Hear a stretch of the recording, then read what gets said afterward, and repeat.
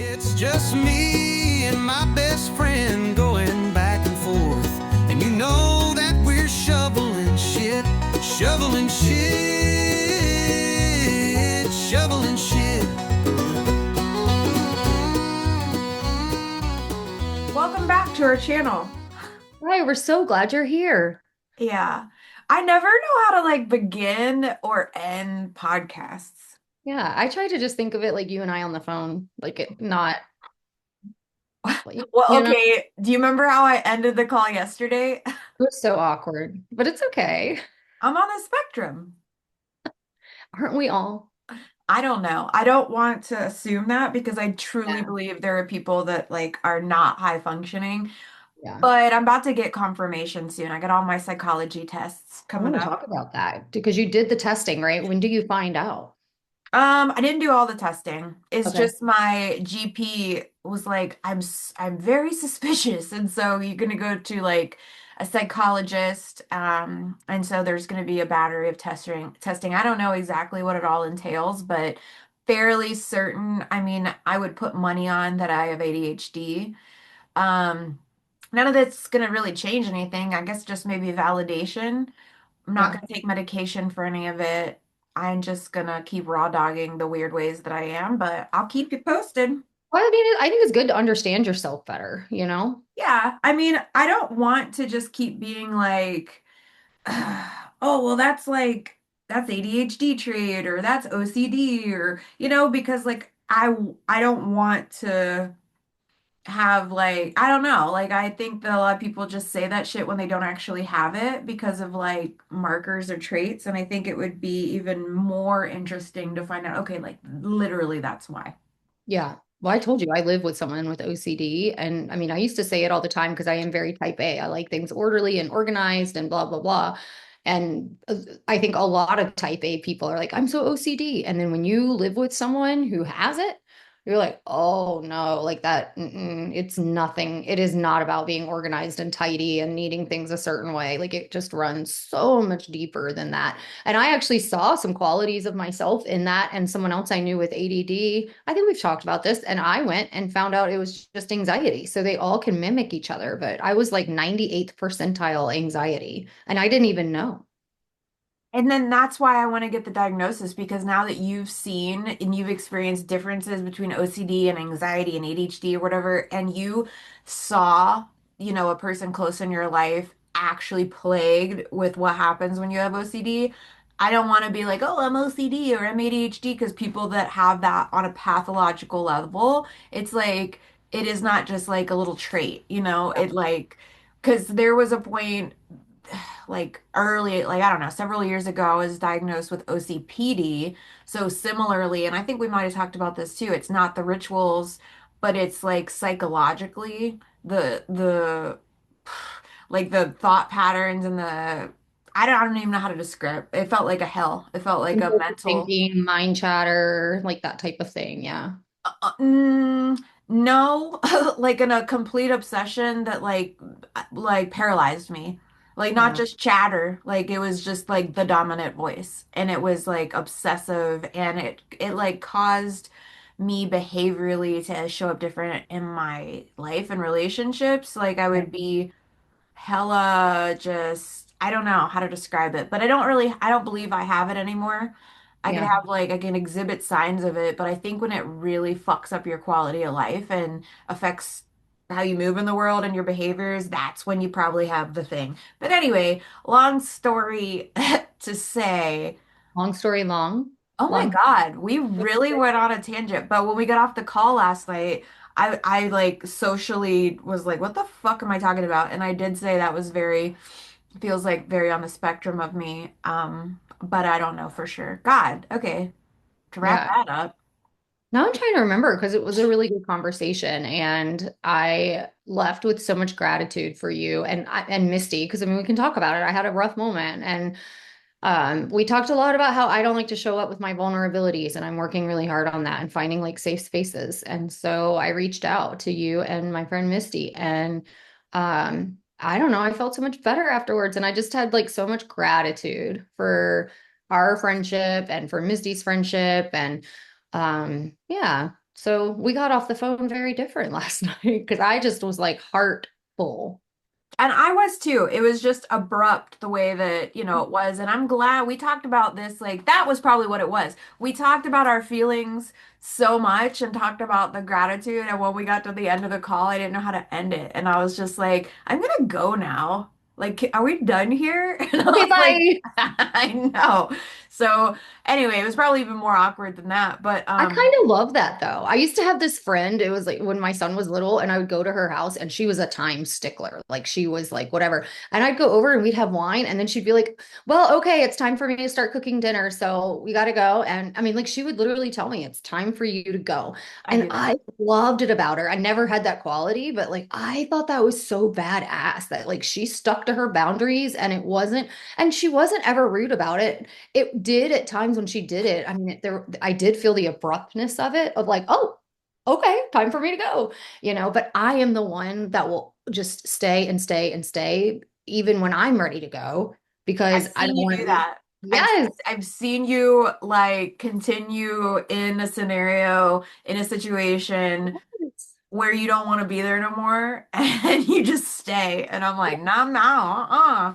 And you're just hoping they read your language. You're like, what you keep backing one step backwards. You're like, okay, all right, good to see you. Yeah, okay, all right. And I'm just like, can you not read the social cues? Some people don't. No, they don't. And I'm more like your friend, I because love it. and oh God, you know why I'm even like maybe even like quasi sensitive about the abruptness of ending shit is because I Yeah. had a friendship not too long ago.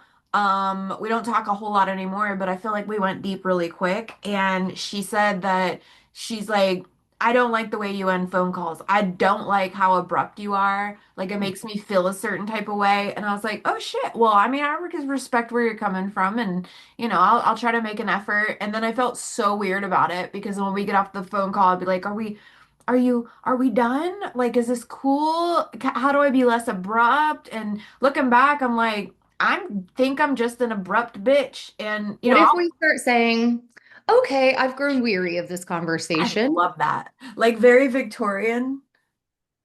Yeah. I have grown weary of this conversation. Yeah.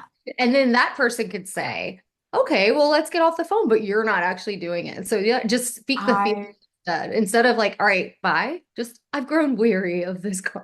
I'm so here for it. I actually want I'll like, we got to go in on this. A t-shirt that's like, I've grown weary from this conversation. It's so good. Love It's it. so good. Like Yeah. Lady Bridgerton. Yeah. And it's so dramatic and I but love it. so proper at the same time. Yeah.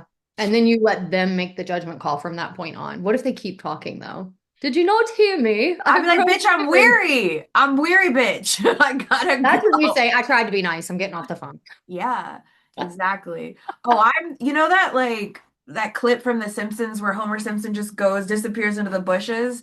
I am an Irish exit bounce out, no goodbye. Oh, I don't I give a love an fuck. Irish exit. And you know what? I think some people think that's rude, but for me, Give a shit. I feel like it takes away from their moment to go over to say goodbye. Like I feel like, oh, I don't want to interrupt their fun and what they're doing to be like goodbye. And then like I'm just like, no, I'm just gonna bounce out. They're never gonna know I left. And then I can message them the next day and be like, hey, great party. Sorry I didn't get to say goodbye, but I had a wonderful time. Exactly. And I feel Yeah. like that's the kind thing to do would be like, I got home okay. Thank you for hosting, blah, blah, Yeah. blah. It isn't just like bouncing and whatever. But I feel like for one, I can just speak for myself. I'm so sick of the niceties for putting, for the sake of the niceties. And like, there's this like social protocol. And I don't know. I don't know. Like I had to do it and play the game for so long living in the South where it's just like, oh, bless your heart and rah, rah, rah. And I'm like, oh no. Like I'm not gonna give in to all these pleasantries and niceties now. Yeah. Just cause. Like I'm still a kind A person. polarizing topic because I think it's kind to not interrupt them and make the goodbye about you, but some people might not think that's kind. I So, don't like give a for shit. me, it's like I'm just trying to leave and not make a big deal out of it. I feel like it creates more drama for me to go over and be like, I'm leaving. Thanks so much. Oh, you're Exactly. leaving. Oh, I'm so glad you came. Oh, like, Ew. oh, All that sounds gross. I know. We talked about this last night too. You were saying like, oh God, what was it? And if I can remember. Oh, because you shared what you shared and you were in a tough spot and you said like, I don't ever want to be like the Eeyore or the bummer friend. And I'm like, that's life, you know? Like we're not Yeah. all sunshine and rainbows all the time. It's like when you find your safe people and your safe spaces, like you can show all sides and parts of yourself. And like what we're talking about right now, like the real talk of it is like I don't want to do that stuff. And Yeah. you know I'm not an asshole, you know, because I've showed that side of myself because you know another side which is kind, just like last night, you showed that you were going through a tough spot and you needed to get it off your chest. I don't think that's the overarching sentiment of Kelly, which is a Right. bitcher and a complainer. Not at all. It's just like we're multifaceted, super layered people. And I, for one, like all of it. Rough edges and everything. I don't give a shit. Because if it's too nice and too perfect and too sunshine all the time, I'm like, "Pff, yuck." I got to remember that because I tell people all the time, I can take your good, your bad, and your ugly as long as you're fucking real with me. And then yet I'm afraid to be real with people. Like, what? What Why do you exactly? think you're not deserving of the same treatment you give other people? I was just sitting here while you were talking and it did cross my mind. I think it's because I have a decent amount of people who are close to me who are just Eeyore 24/7. And it's so repellent to me, repelling. I don't know, what I'm trying Yeah. to say. And so it's like I just try my best to not be them because it's such a turn off to me. But I have to remember that like that's because they're that way 24/7. And that I typically am someone who very much loves life, who loves having fun, who loves laughing and having a good time, who prefers to be in a good mood. But every now and then, get a shitty mood. So I think I just like repel all shitty moods because I don't want to be like that. But Are the people in your life that are like 24/7 Eeyores, are they like close to you and been there for a long time? four of them, I can think Okay. of four right now, and they're very close to me. And what I was just thinking too when you were saying that, I'm like, shit usually comes from like some sort of like trauma Yeah. response or like deep in their thing. And when I asked you the same question, when I asked you that question, like, why do you think you're not deserving of the same treatment? And you just answered it. I thought about the way that shows up for me is like similar to you. I don't want to be a burden to people. I always want to be the tough guy. And it's not necessarily that I'm like negative positive. It's just like I always want to seem strong. And I know mine comes from very early on feeling like a burden. Like, Mhm. I mean, my mom would full on say, you know what I mean? Like, man, it's real hard being a mom, you know. And when you're little, it's like you don't understand all of what that means. And you're not having grace and sympathy for your adult mom when you're a toddler and young and you just feel like that is the programming. You're a burden, you're a burden, you're a burden. So that shows up in my mid 40s. It's like be the tough guy. Don't burden other people. I can handle the burden, but don't burden other people. And it sounds like that's exactly what your shit is. Yeah, it's very similar. I think mine is like I have an opinion and a view, which is maybe something I need to look at too, and a judgment. Then I'm like, I don't want anyone to view me the way I view them. Yeah. Oh, I do that too. And that's an honest truth, but You I know mean, where I've landed with that? Because my whole thing was like, why am I such a judgmental person? And I don't mean judgmental necessarily where it would like change my action or treatment of people. It's just internal. It's just like yeah, my processing same. system. It's like I gotta label and categorize people, their behaviors, just judge, judge, judge, judge. And Same. I started recognizing like I don't like that quality in myself. It's like, why can't I just let things be neutral, like just exist, people just exist, whatever. And it's because I'm so fucking critical of myself. You know, like We're also human. yeah, but I mean, I feel what, like to not be that would mean we're superhuman. no, I mean, I don't want, I would love to let things just be neutral. Like, and I think it takes looking back to see where things come from. And it's just that I'm a critic, I'm hard on myself, which Yeah. probably has to do with the burden and the upbringing and like the performance and whatever. But I'm like, I would love for the thoughts that come through just to be filtered through kind of just neutrality. Not like, oh, I'm clocking this person and why are they doing that when I'm doing this? There's always like this metric, like it's like the scales in my brain. It's like, Yeah. And I've kind of examined where that comes from too. And it's a control thing, like Mhm. a mental control thing. And if I feel in control, I feel safe. And so not like I mean, what am I was about to say, not like I analyze everything. I fucking analyze everything. But I think it's interesting to at least like maybe know where these things come from and be aware of them. And I'm not being really hard on myself with this insight. It's just like it's interesting. It's interesting how far back things go and where it comes from and how it affects your decision making moving forward. Because like Yeah. this all came from, we're talking about this now because you felt bad reaching out and just like dumping your shit on people. And like how I feel like I always gotta be like the tough guy. I'm like, if you don't analyze, you're forever destined to just carry on the same patterns and behaviors and fucking be miserable, you know? Yeah. Yeah. Well, I don't I want to think be. it's cool that you did something contrary to maybe what you would have done. Yeah. Yeah, because for me, it's the identity. It's like I'm always choosing my identity. We just worked with that in therapy, and I kind of figured out like way, way, way, way back where that originated from. So we're going to be doing some work around that. And it's like I have this identity that I like people to think of me as and see me as. And so it's not that I'm not fake with the identity. That part of me exists. It's that I hide the other parts of me that expose the vulnerabilities that are underneath that identity, right? Because I don't want anything to shift how people see me, which is has it all together, strong, successful. Um, you know, and like you said, like I always want to be a light to other people. I always want to be somebody that people see as like warm, inviting, safe, a safe space, and they can come to me and feel better after they've been around me. And so, like you said, it's like mine's not necessarily the burden.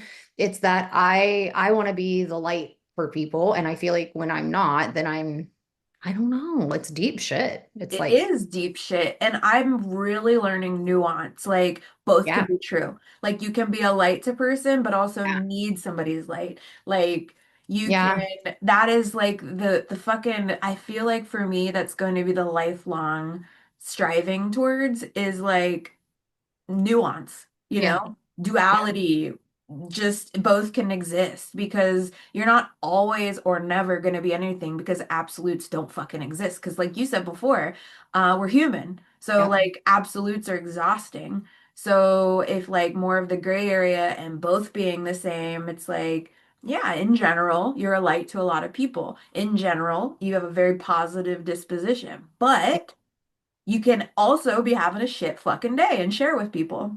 You just gave me a download. It doesn't have to be all or nothing. And I think that's exactly what I'm doing is that there are those people who are all Eeyore, and so for me, it's like all or nothing. It's like, no, no, no. Like they can be all that and live in that. But like just because I have a moment doesn't mean that. And I think that's what I'm doing. I'm like, it's either all or nothing. So I'm all light all the time or I'm not at all. And it's like, no, I can be that 98% of the time and have my 2% weak moments that are going to pop in, That's the cool part about it. It's I like, know. otherwise, it's so boring. It's exhausting and boring to be Yeah. everything all the time forever, and I think same with you. I think I'm definitely that's the big exploration right now is like both can happen and Yeah. both are and I'm going to be this way and that way and I'm not a piece of shit if I'm this way and if I fall out, I don't know. It's just like Yeah. it's just I don't know. I think it's kind of cool to evolve in the messy, we'll call it messy, like middle. I don't know. That Yeah. space is like, I have to remember too, like one of the things that I think is like a leadership superpower for me is the fact that I'm always able to put myself in someone else's shoes of like, okay, when I was the employee, what would I have wanted? Because sometimes that's different than the obvious leader answer. It's like, well, you know what? In fairness, when I was an employee, yeah, I would have asked for that. Yeah, I would have wanted that. And I think if I look at this situation, it's like I feel good when someone trusts me enough to reach out and share with me and seek my advice or my support. And so, not that I like that they're going through what they're going through, but it makes me feel good when someone does come to me and I'm able to offer something. And so, I have to remember that my friends probably feel that way too. It's like, hey, I'm needed, I'm wanted, I'm desired. And I think we can take that sexually, but I don't mean it that way. It's like, like my thoughts, my mindset is like, there's things not that, after. Yeah. And so it's like, I very much enjoy when people do that for me. So why would I think that people wouldn't enjoy it when I need them, you know? I feel Exactly. special. If someone chooses me as the person to reach out in a time of need, that makes me feel special. And so I have to remember that too, is like in withholding things, I'm hurting myself, but I'm also taking that opportunity away from my friends. It's true. It's Yeah. like, remember we joke sometimes about the give me my dignity, about allowing someone to I pay or use that treat. all the time. Yeah, it works. I It was does. like, it's just giving the person their dignity to be that for you or to treat Yeah. you or to be the shoulder, the ear, or whatever. And I don't know what it was about that whole statement about like give somebody their dignity to do that. I'm Yeah. like, all right, well, for one, I'm gonna quit fighting it, and for two, it's like it just seems like it's a more even playing field. You know what I was thinking about when I was listening to you talk about that last bit is like the big part of what you do is leadership in your Mhm. salon and your spaces. Like you are that. You're like the head of your family, and it is that. But like also leadership and being in that role implies that you have to have it all figured out, that Right. you are carrying people, that you can't show weakness because that makes you less of a leader. And I know with the whole like coaching thing, put take away leadership and put in authority. Same shit, right? So you're the authority, you're leading people essentially. That those kind of roles and that work is kind of daunting because it feels like if you show weakness, you're less of an authority or less of a leader or you're weak or you don't have it figured out. And I mean, it was one thing being a hairstylist and even salon owner, I didn't have that figured out in the ways that you do. But then the coaching and the authority and the leader, I'm like, it makes you think that you have to be infallible. It makes you think you can't show weakness or your whole shit is like poke holes in the plot. But it's bullshit. That's not human. That's not human. That's the biggest lesson I'm learning now. And I've been doing this. I've owned a business for 16 years and I've been through many layers of leadership. And the thing is, for a while there, it's like my team has such high expectations of me, and they always will, right? They're always going to think a leader should be X, Y, and Z. But the important piece is that you don't take their expectations on as your own Yeah. because you're going to end up in self-sacrifice. You have to understand. And like, I just posted about this today, which is so funny about like leaders eat last, which is one of my favorite Simon Sinek did you dirty my with that one. boyfriend. And He I did used you to preach dirty. it. I preached it. It was in my courses. Happy stylist equal happy client equal happy leader. And leaders eat last. And I'm like, absolutely not. Now, I don't think the leader should come first and think that they're above their team. But I'm like, no, no, no, no, no. We're having the same meal at the same damn table at the same damn time. Yeah. We're eating together. We are in this together. But no, I am not going to sacrifice myself. And it's hard because until someone has been in a leadership position, they're going to have expectations that you're at a higher standard. And that's just not the way it needs to be. It needs to be that you guys are all working at the same standard and that you're being the example of what you expect, but not that I operate at a higher level than anyone else. Exactly. Oh man, this kind of ties into what we are talking about. So I'm going to ask you about this statement. It's been around forever in the service industry. The client's always right. Do you believe Oh, that? Okay. fuck no. Exactly. So you already had that figured out. It's the same principle. Leaders eat last is one of those absolutes. Last, first, never, always. Nothing in this world is an absolute if you want any sort of ease. Like we were just talking about that. Like absolutes stress you the fuck out, burn you out, put all this pressure on you. So just like the leader eats last, horseshit. That just Horseshit. like the client is always right. No, they're not. There's nuance. So same shit with that. Like it's got to be a balance. Do you think Simon Sinek might be listening to this? I hope so. Simon, fucking update your shit because that is I, like old. Simon, let's have coffee. Yeah, go have coffee with her Let's have coffee. because I she got loves things you. to say, sir. Well, you know what? I think that thought leaders and people that do what he does and business people and whatever, it's So, like, yeah, well, yeah, but it's like shit changes and is dated and you have to update concepts and beliefs. Like, I know one thing too that's helped me a ton is like the only thing I can guarantee is that my mind will change. I will learn new things. I will, one thing that worked for me back in the day will probably not work for me in the future. It's like you gotta like always kind of expand and grow and don't be like 10 toes in fucking hell or high water on a statement you made back in the day because like Yeah. shit changes. Like I don't know, the more I tried to hang on to stuff that I believed back in the day, the worse off it was for me. Because I mean, you're probably from this era too, where what was it, like early mid 2000s where we really got started in this industry? Grind, hustle, hustle hard, grind hard. I mean, I would post the graphics. I fucking probably even wore shirts that talked about grind or hustle, like no way do I want to keep living like that. So of course, your ideas and your belief system changes, just like the leader. And do you really believe Simon Sinek eats last? No, Exactly. So why the fuck is no. he preaching that shit?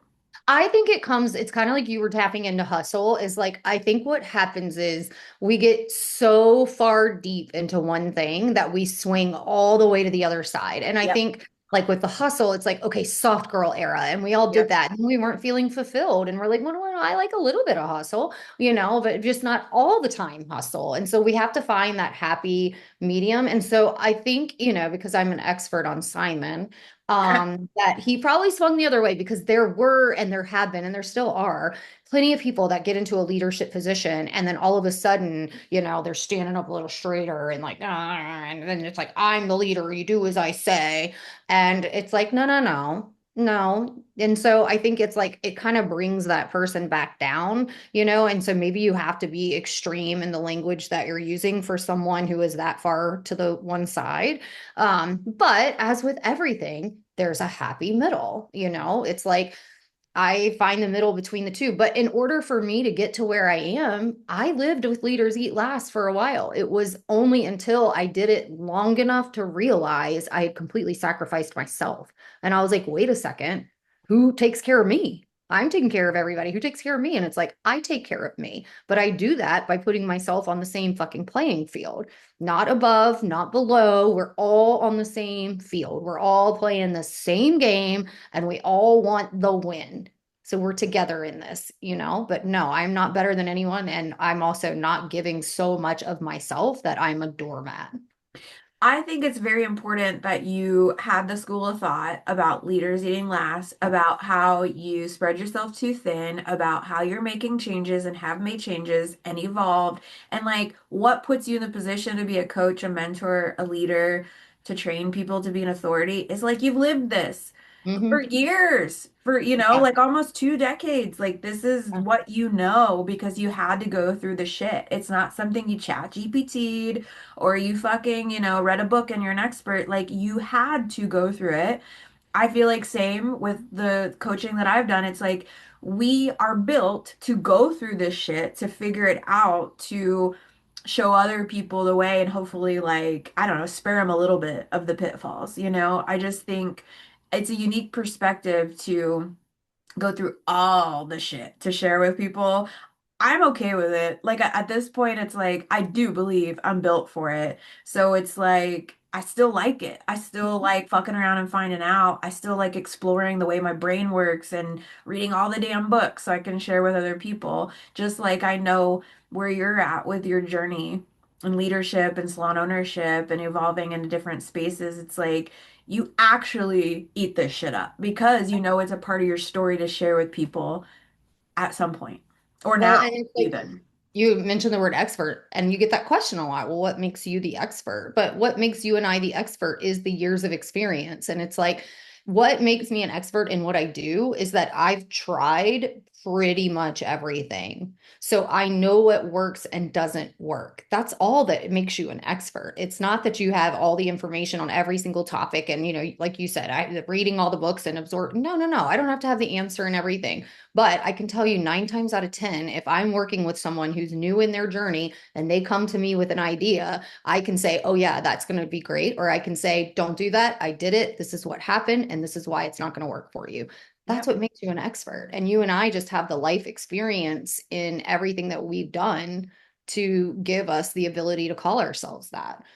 Twofold too. Not only do we have the life experience and the experience in the industry and all the things, but we have the ability to articulate and share it with another person. Because there's a ton of people that have been through the same shit that we've been through, but are they cut out to lead, share, elevate, coach, mentor? No. They're just like, Yeah. I'm all right having lived it. So it takes like a two-prong approach to being able to like help people. It's like live it, experience Yeah. it, come through the other side of it, and be able to like articulate it and package it. I'm using air quotes to people listening, package it in a way that helps another person out.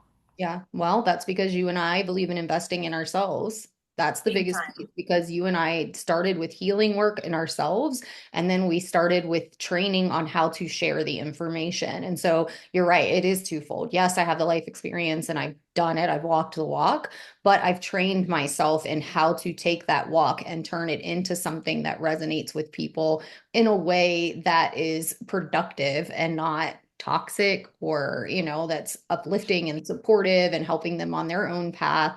And so you're right, like that step of it I think is extremely important because there's too many people out there calling themselves experts and coaches without doing that level of work. Big time. So there's those people that have the desire to make impact, that they don't take it the extra step to like learn all the modalities we have. And then Right. there's people that are farther back than that, that just live it and that's where it stops. So I think Yeah. it takes like a unique person. I'm not trying to like stick a feather in our cap, but I know it's my purpose. I know it's like I didn't go all this way just to fucking gatekeep it. And I Yeah. also know there's a big piece of the purpose is like the more I continue down this path and do this work of like sharing with other people and trying to like expand the collective, it helps me out too. You know what I Yeah. mean? This is the life I want to live. I want to coach full time. I don't want to do the old work that I used to do. I want to share with other people. It's like that saying talking about the a rising tide, all boats go up. I fucking suck at sayings, but I'm just saying it's like it is very like reciprocated. Like I want to help other people and I help myself. And it's just like, I don't know. I think it's cool. I really do think it's cool to like go through all the shit, good or bad. And in some cases, as you know,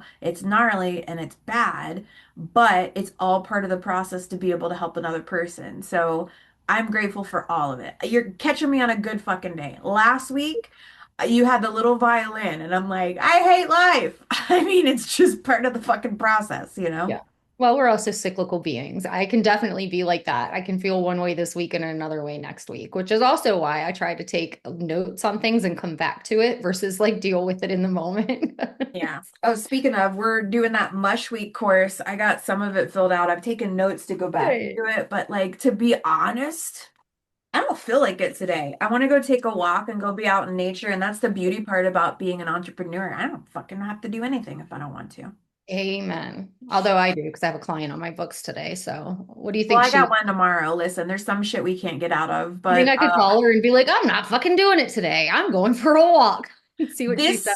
this this girl flies from Minnesota to me, so I probably ought to better not do that. Yeah, mine actually has been with me since I was 16, so almost 30 years. And if I did that, she probably would be like, all right, girl, I'll see you Friday. At that point, like 30 years, you're practically like family in a weird I way. know, but I don't want to work Friday, so I'm going to do it today. She's my only one. I have to work for 2 hours today. Isn't that awful? I have grown weary from this conversation. Oh, a hairdo for another day. That's funny. I got the vapors. What are you doing for New Year's? Um, Nothing. Same. I can't wait. I don't do anything ever. I mean, I don't because I don't drink. It's like not the same old New Year's vibe or whatever. Usually what Chris and I have done the last couple years is we'll make cacao and we'll kind of like reminisce a little bit and have kind of little a heart opening moment, not like too woo, like as woo as you can be with cacao and heart opening, but then we don't keep it too performative and we're just like what good happened this year? Like what are you excited for next year? Not like, yeah, it's just gonna be cute, easy peasy. I liked my question this morning. What was one thing from the year that made you smile? And I sent it to my son and his partner, Yeah. and we're so cute. But yeah, I don't want to put anything on uncomfortable, and I don't want to be in a club. So I'll be home. Okay, so what you and I are doing isn't right on New Year's Eve, but we're jumping off a cliff. I cannot wait. I need to feel alive. We're jumping. I'd like to jump off of two cliffs. One, the swinging, and then one, the base jumping. But like, I can't tell you how forward I'm looking to this because it does feel like that. And it does feel like it's a reset and like you can do a hard thing. And if I'm being so for real, like the times I've jumped out of planes, that moment of peace when you know you're not dead is like puts everything into perspective. Like I did a very scary, almost stupid thing. I jumped off a fucking cliff with a dude I don't know. And here I am alive. Let me appreciate everything down to the minutia of just what it means to be alive. And I know it's extreme. It's pretty extreme, but I like extreme. And it You know, is I've been watching, I think I'm kidding myself because I've been watching the videos and when they jump, it just seems so like slow-mo and fun. And I'm like, I've been trying to ask myself, what is it going to feel like when I'm on the edge of that cliff about to take that step? Because the videos make it look really calm and peaceful. And I'm okay. like, when it comes to the edge of that thing and I'm looking down, I'm like, what am I gonna feel? I don't know. Probably a lot of visceral anxiety, but what is really weird, I think I discovered that I might be like a sociopath because whenever I did my first skydive, I was out, they opened the thing of this tiny little airplane. Is I've not done it at this point. You're looking down into the abyss. It's like and it's like you got to be the one to initiate the jump because the tandem guy's off the back of you. He don't push you. That's the whole part of it. They like you initiate it. I did my hands like this. They were filming me, not a fucking nothing, not a shake, not nothing. And I'm like, woo, just like, I'm like, what's wrong with me? And I, I don't know if it's wrong, but it's like, I was not expecting that because leading up to that, I was like, oh, I'm gonna shit my windsuit. I'm gonna piss my pants on this man. The I'm gonna, windsuit. lay, well, we didn't even have a windsuit, but in my brain, my whole fantasy was that I had a windsuit on and I was gonna piss it. And like, and what is so weird is like, what I thought was gonna be my anxiety was not. When push come to shove, it was not. I can't even tell you what I'm gonna feel like having been through those experiences on this base jump because your body does what your body does in duress. And so you may be calm as fuck. You might be shaking your ass off. We don't know. I was so calm on the hot air balloon. Like I thought I was going to be shitting the windsuit on the hot air balloon, and I was as calm as could Shit, be. So shit in the windsuit. Can that be our new code from something for something scary? that's our safe word. Yeah. Well, yeah, so you just never know. Like Yeah, I you was so calm on that, and I was convinced I was going to be a wreck, and I was good. So we'll see. I know. I'm so excited. But for it, because I've watched it too, and like what I compare it to is I've been bungee jumping, I've been hang gliding, paragliding, skydiving. It is like probably few seconds of panic because you're free falling. And then there's like the zero gravity, just like your Yeah. body feels It weird. looks like from the videos they pulled the chute pretty fast. Yeah, they do, but it's same with like parachuting. I Dog's mean, barking. same with Sorry. is what's her head back inside? Debbie? Yes, but she's in her crate because she got quite the run. So we're giving her a rest. But I think one of the baby gates just fell. Wow. Do you need to check something? No, it just spooked Pat. Did you move the viewpoint because you didn't want to show those pictures anymore that I drew? A burn victim, baby, and turds. Oh, okay. If anybody's seeing this right now, please, it's either it looks like a small white dog with a lunch meat mask or a burn victim baby. It's I my need to take a son. poll. Go back to that. Okay. Okay. Oh, that ain't normal. Do you see that? And the other one looks like little turds, a little collection of turds, which I love that that's what is your decor. It was supposed to start as a whole gallery wall, and I put those three up and just never, there's things on the floor, I just never completed it. And wow, I don't know Please what leave it. Please leave what you got going on. It's so good. what happened to his face. The paint oxidized. It's It's Do you oxidation. not? I don't know, man. I'm making this be your like When I call. yeah, because that is like the weirdest shit I've ever seen. That's my son. Well, Andrew don't look like that. Unless he had lots of reconstructive surgery young, like early on, because like he's like a great, handsome young man. Because in that picture, he looked like he was in a house fire. Bless his I heart. wonder if it could be restored. I think you should probably just get a different one or use ChatGPT. My dead grandfather painted that. Oh, I'm sorry about that. So I no, I thought it was a photo that deteriorated. Okay, well now I feel bad that some person painted that. my grandpa, he was a really talented artist, and it didn't always look like that. The paint has definitely oxidized or Well, something. that changes everything because I thought that was a photo, like a Olin Mills photo that just somehow the light got to it. But if somebody, that means, okay, that's different. And I take back everything I said. I'm not gonna make fun of it on my stories now. But No, you can. You but the, can. It's hilarious. yeah, but I don't want to like make fun of like an artist who's passed on. Well, he drew a very beautiful portrait. It's oxidized. So if we're gonna blame anyone, it would be. We're not blaming anybody. We're switching gears and talking about the other one that looks like turds because that is true. Well, I'm gonna rock your world on that one because that is actually a pressed plant of my dad's flowers from his funeral. Oh my God, I can't do nothing. I'm sorry. It came out of my dad's funeral flowers. Stop rubbing it in. I Let me need get it. You got to see it up close. It is pretty.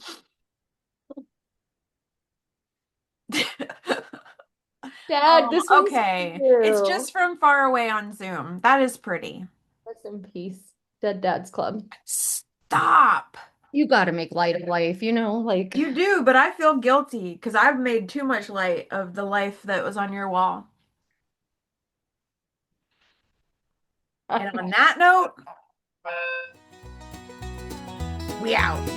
we've grown weary. I've grown weary of this. It's just me and my best friend, shoveling shit, walking through life, take it bit by bit. Now